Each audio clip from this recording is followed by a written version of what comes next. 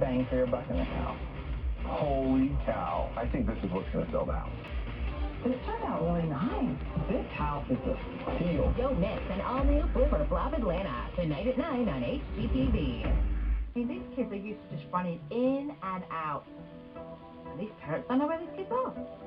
Hey! So before I started teaching in the house, I wanted to make sure that these kids couldn't get out of it. This side door, obviously, is one that they run out of, and the front door as well. So what we should do is put the lock, so at least if we're in the house, we know, especially with the size of this house, that once that's shut, so we know they're in the house somewhere. I've been wanting to do that for a while. Unfortunately, that door is quite expensive, and I didn't want to put a hole in it. A hole in the door? What about losing one of your kids? You can't manage your kids. And the first and foremost priority is safety. So drill a hole in the door. Well, either that, mate, or you can be going down to the police and trying to look for a missing child, one or the other. I'll tell you now, I know which option I'm looking for, prevention. Killed me. But I didn't want to drill a hole in the doors. That's not something I want to do.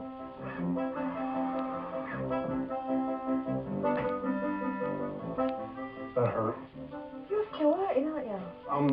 I'm happy that I'm going to stop from leaving the house. No, definitely. No, you're hurting. The door. You're feeling it because the door hurts. I just want to do something else.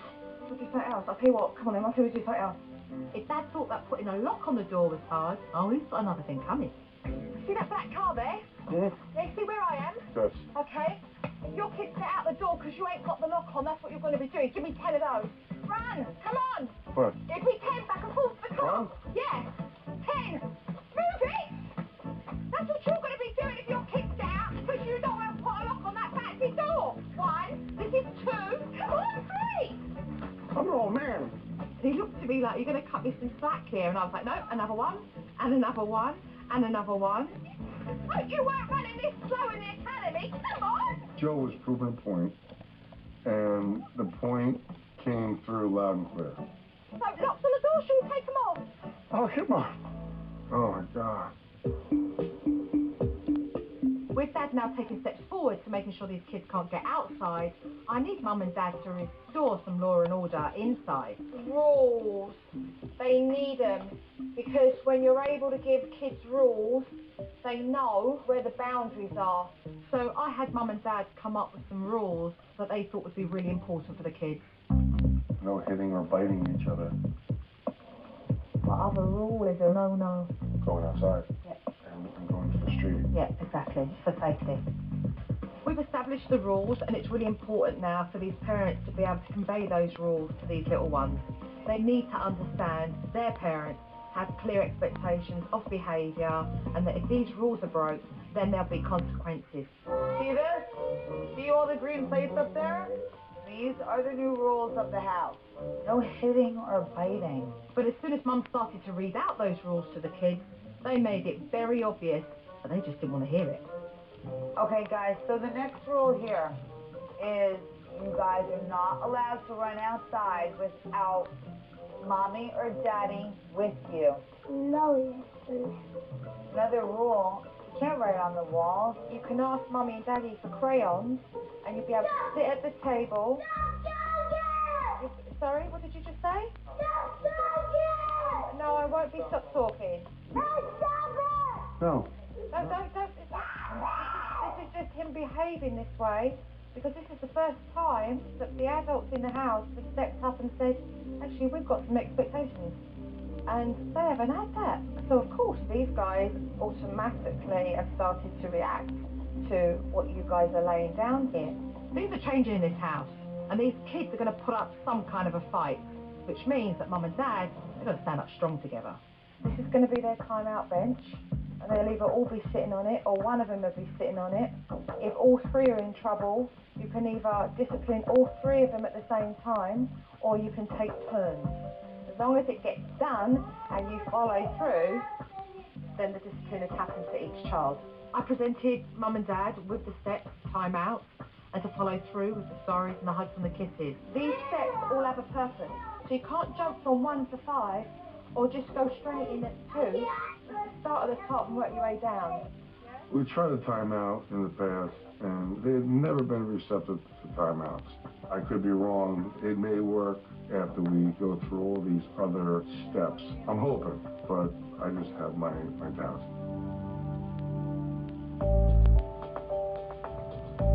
Who did this? I don't know. The next afternoon, Mum realised that one of the rules had been broken, but she didn't know which triplet had done it. Okay, who did the black drawing? I did. Who did the purple one? I did. Okay, and who put the water on the floor? I want it. I Right. So did you do the drawing though? Did you do that bit? I did drawing and I did put water on the Okay. floor. Really?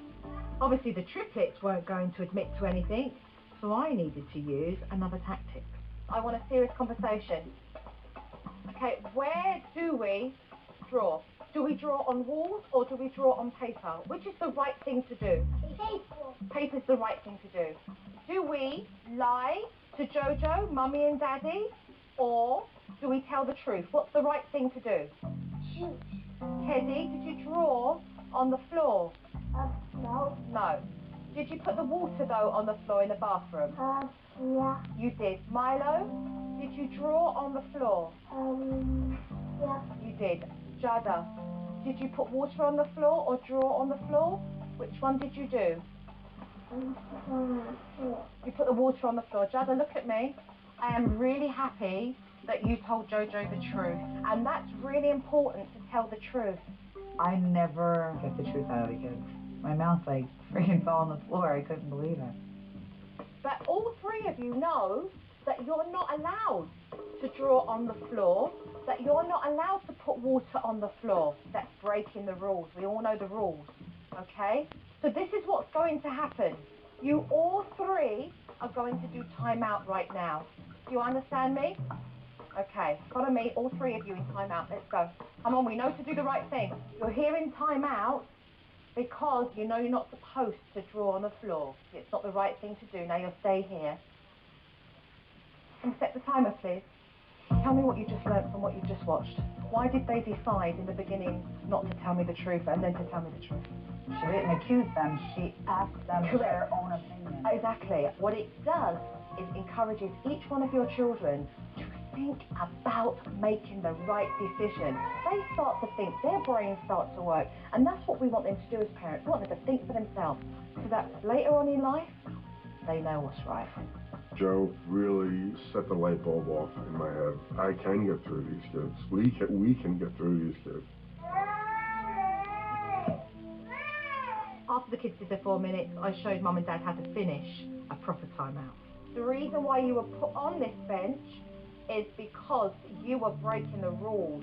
I need an apology, please, from all of you for breaking the rules. What do you say? Thank you, Teddy. Thank you, Jada. Thank you, Milo. Come here. Hug the kids. I want to give you hugs and kids. I want to give you hugs and kids. All right. I mean, let's face it, the penny's dropped now. These kids realise when they misbehave, there is discipline. It's up to Mum and Dad now to follow through. You want orange salad dressing? We want orange dressing, please, Mummy. Okay? Please. Milo, did you say that? No, you didn't. I did. Despite the rules and discipline that's in place, I noticed at dinner time that Dad was still allowing these kids to disrespect him. I didn't hear it. I just couldn't understand why this man, a police officer, no less, was allowing his kids to walk all over him. Ted, come with me for a moment, please. Until he starts demanding respect, he's not going to get nowhere. So, if you were on the street and somebody disrespected you, somebody come up to you and went, "You're a policeman," what would you do? I would start patting them down. You wouldn't tolerate it. No. But in that house, you've got little kids who are shouting at you, and you think that's okay. Where's your respect for yourself? I'm just so used to it, I guess. I just, you know, you get to a point where you just... I could see a glaze over Dad. It's like he wasn't really present with the conversation that was being said. I didn't understand why that was until I caught a whiff of his breath. How many beers or drinks did you have this afternoon? and a couple of beers at lunch. Ted, I can smell it on you, mate. I'm here to help you. But I've got you drinking while I'm trying to teach you. That ain't working for me, Ted. I know that Dad's under a lot of stress, but this is no excuse for him to go off and have a couple of beers while I'm there trying to help this family. I cannot help you if what you are going to do is sabotage this, because you're going to go and have a drink somewhere and come back and be intoxicated where I can't even penetrate through to you. Then I'm flogging a dead horse. Give me one reason why I don't walk out of this house right now and say I'm not going to help you, because if you can't take yourself seriously, then why should I? Why should I take you seriously right now? You've got a wife in there right now who desperately needs help from me. You need my help. Your kids need the help.